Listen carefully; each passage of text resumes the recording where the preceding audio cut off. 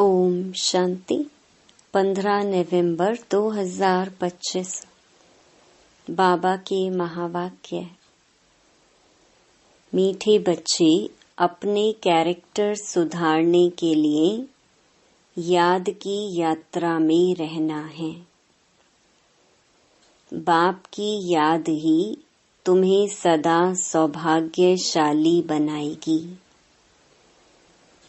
प्रश्न: अवस्था की परख किस समय होती है? अच्छी अवस्था किसकी कहेंगे? उत्तर: अवस्था की परख बीमारी के समय होती है। बीमारी में भी खुशी बनी रहे और खुश मिजाज चेहरे से सबको बाप की याद दिलाते रहो, यही है अच्छी अवस्था।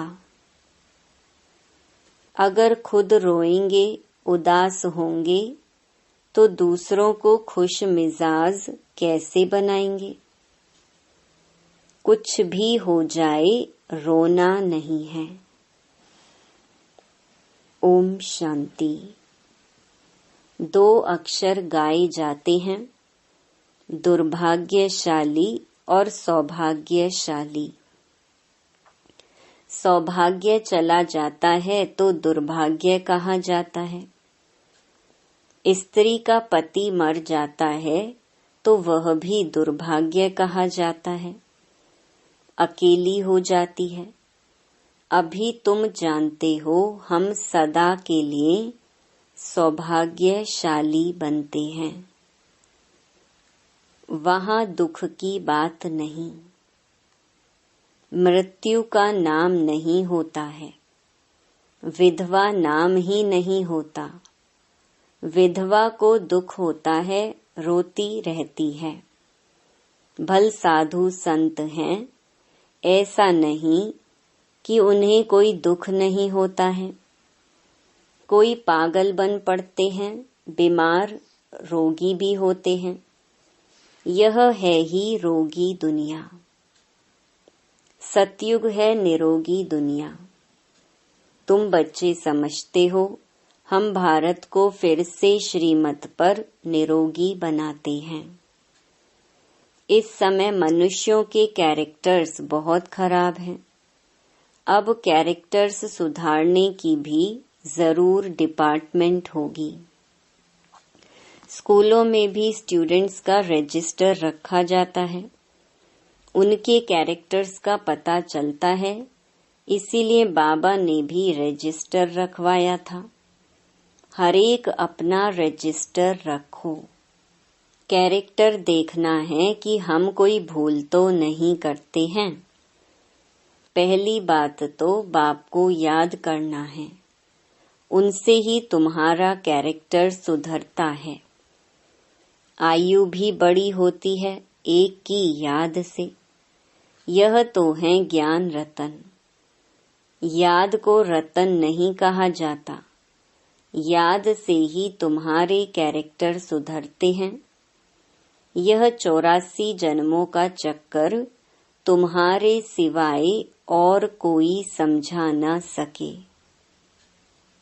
इस पर भी समझाना है। विष्णु और ब्रह्मा, शंकर के तो कैरेक्टर नहीं कहेंगे। तुम बच्चे जानते हो ब्रह्मा और विष्णु का आपस में क्या कनेक्शन है। विष्णु के 2 रूप हैं, यह लक्ष्मी नारायण। वही फिर 84 जन्म लेते हैं। 84 जन्मों में आपे ही पूज्य और आपे ही पुजारी बनते हैं।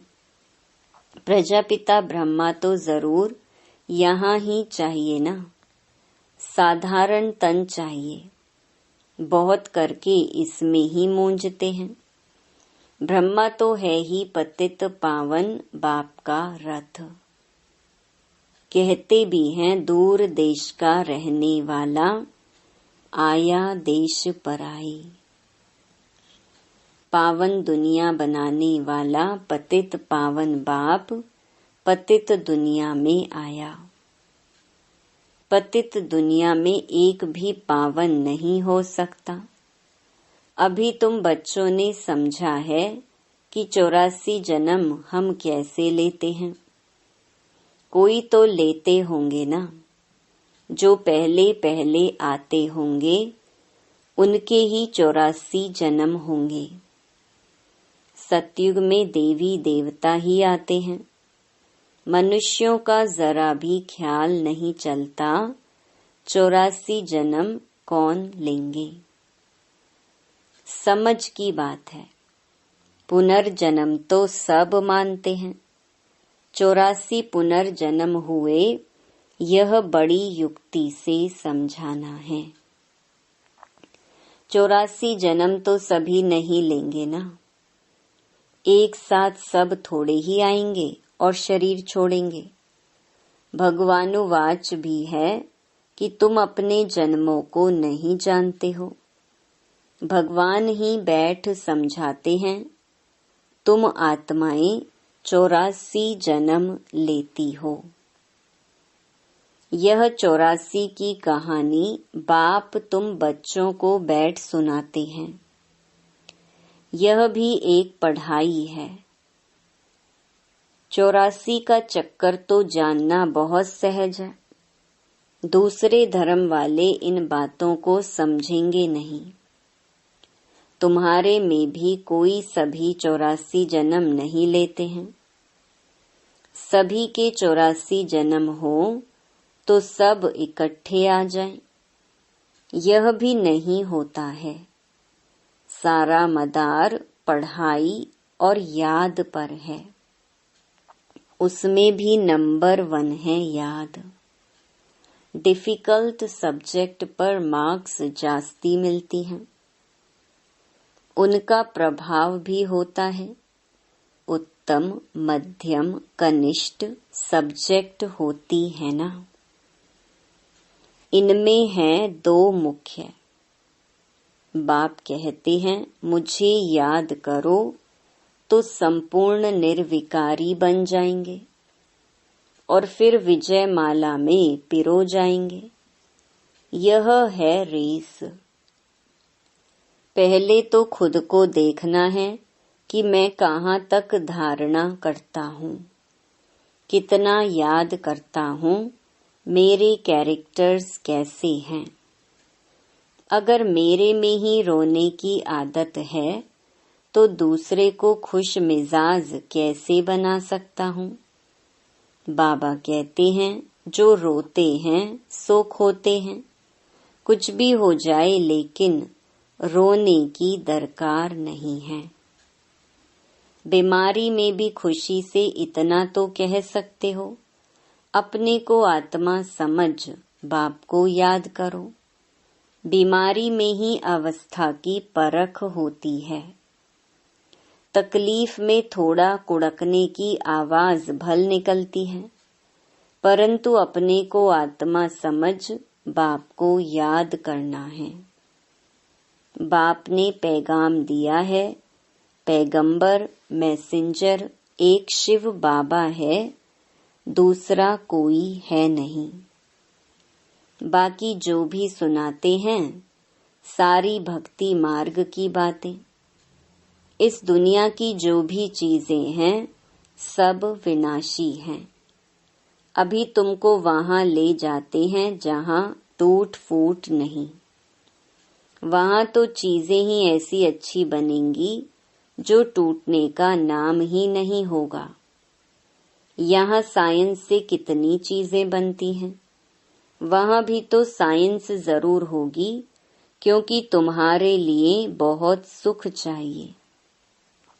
बाप कहते हैं तुम बच्चों को कुछ भी पता नहीं था। भक्ति मार्ग कब शुरू हुआ, कितना तुमने दुख देखा, यह सब बातें अभी तुम्हारी बुद्धि में है।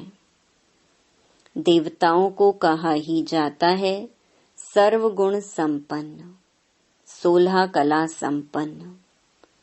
फिर वह कलाएं कैसे कम हुई? अभी तो कोई कला नहीं रही है। चंद्रमा की भी धीरे धीरे कला कम होती है ना। तुम जानते हो कि यह दुनिया भी पहले नई है, तो वहाँ हर चीज सतो प्रधान फर्स्ट क्लास होती है। फिर पुरानी होते कलाएं कम होती जाती हैं। सर्वगुण संपन्न यह लक्ष्मी नारायण है ना। अभी बाप तुमको सच्ची सच्ची सत्य नारायण की कथा सुना रहे हैं। अभी है रात, फिर दिन होता है। तुम संपूर्ण बनते हो तो तुम्हारे लिए फिर सृष्टि भी ऐसी ही चाहिए। 5 तत्व भी सतो प्रधान 16 कला संपूर्ण बन जाते हैं। इसीलिए शरीर भी तुम्हारे नेचुरल ब्यूटीफुल होते हैं, सतो प्रधान होते हैं। यह सारी दुनिया 16 कला संपूर्ण बन जाती है। अभी तो कोई कला नहीं है। जो भी बड़े से बड़े लोग हैं अथवा महात्मा आदि हैं, यह बाप की नॉलेज उनकी तकदीर में ही नहीं है। उन्हों को अपना ही घमंड है। बहुत करके है ही गरीबों की तकदीर में।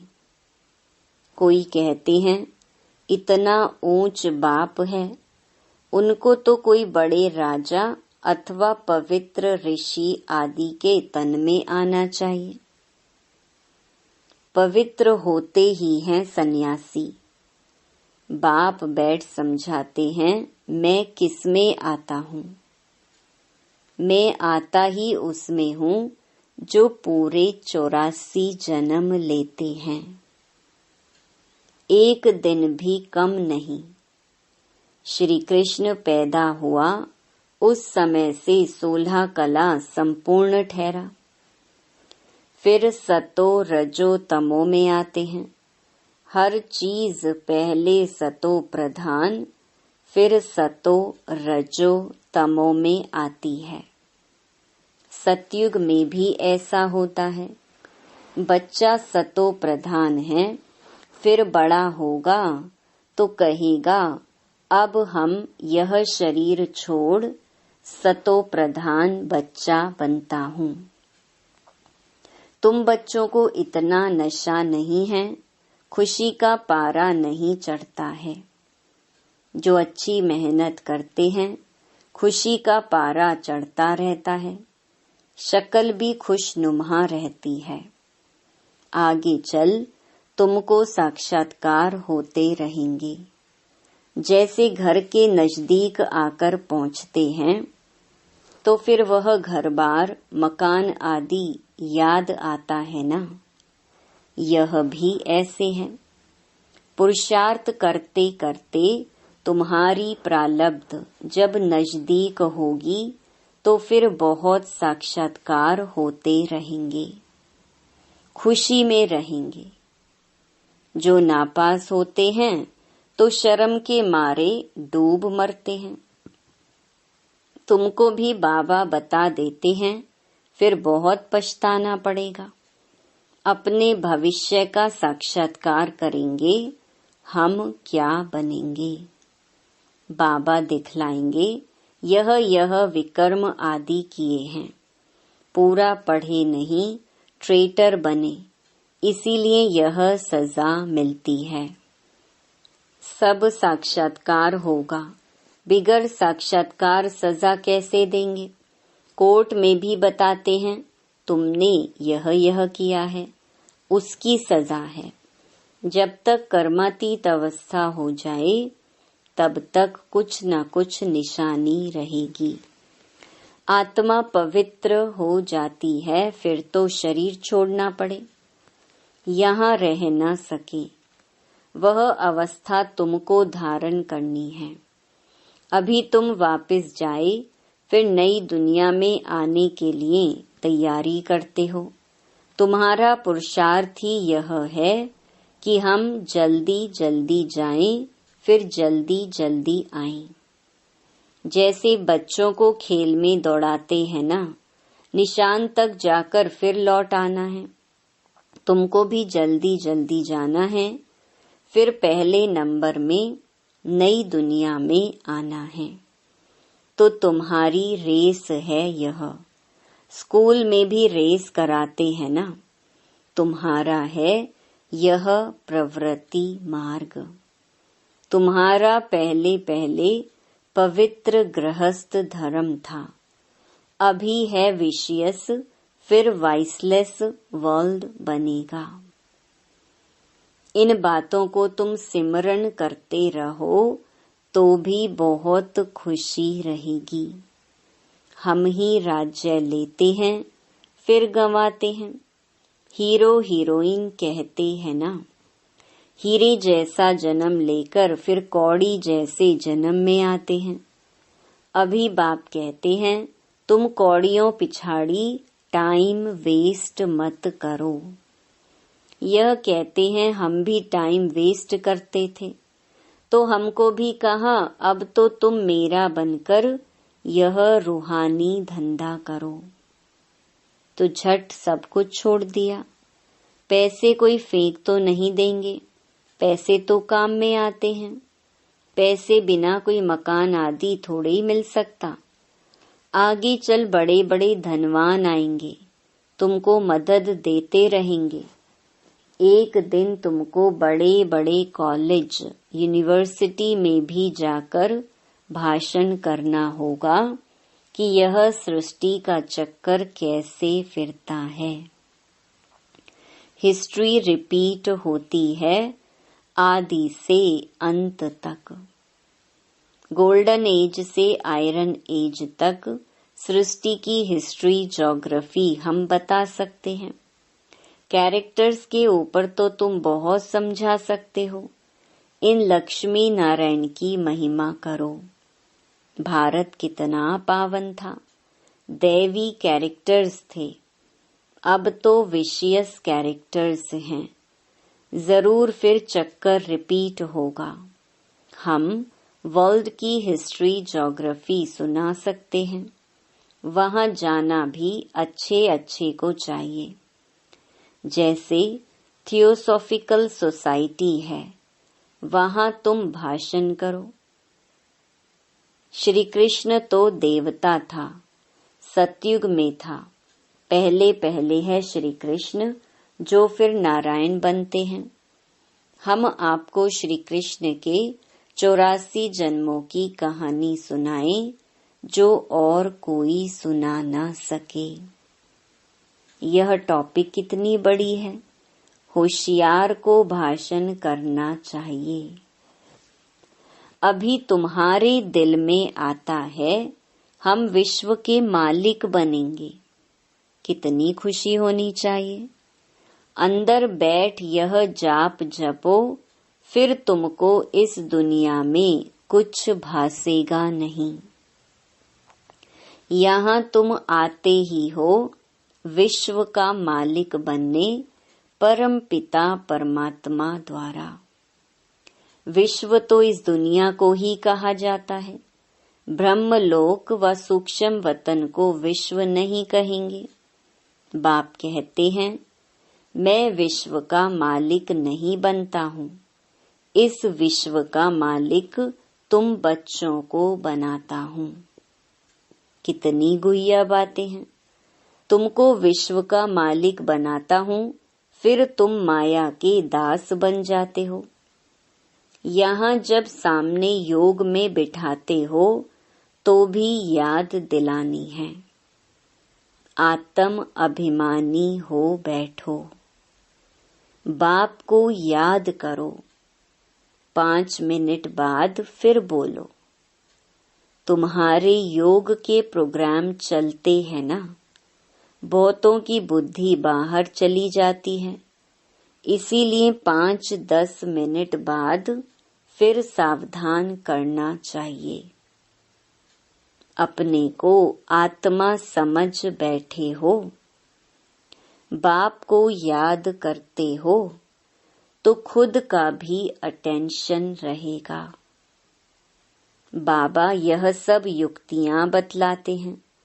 घड़ी घड़ी सावधान करो। अपने को आत्मा समझ शिव बाबा की याद में बैठे हो, तो जिनका बुद्धि योग भटकता होगा वह खड़े हो जाएंगे। घड़ी घड़ी यह याद दिलाना चाहिए। बाबा की याद से ही तुम उस पार चले जाएंगे। गाते भी हैं खिवैया नैया मेरी पार लगाओ, परंतु अर्थ को नहीं जानते।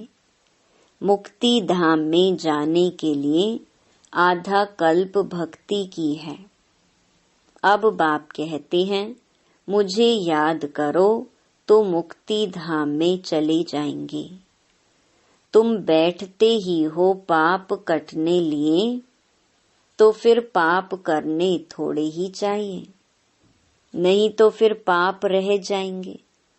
नंबर 1 यह पुरुषार्थ है, अपने को आत्मा समझ बाप को याद करो।